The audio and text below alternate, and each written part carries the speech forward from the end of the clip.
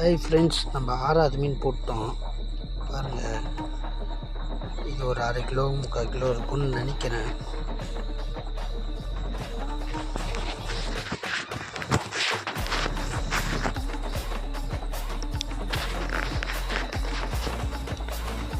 பாருங்கள், கையில் நல்லா லாக்கு ஃப்ரெண்ட்ஸ், சரியான லாக்கு.